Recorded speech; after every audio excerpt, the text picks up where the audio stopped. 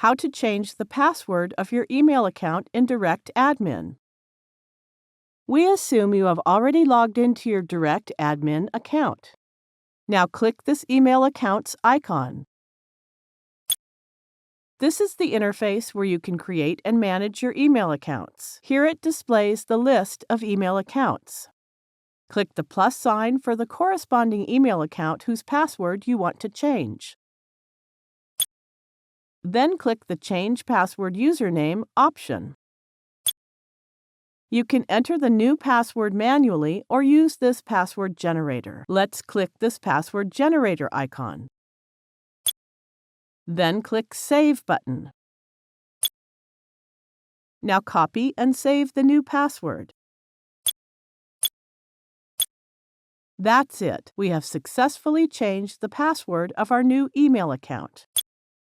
Thank you for watching.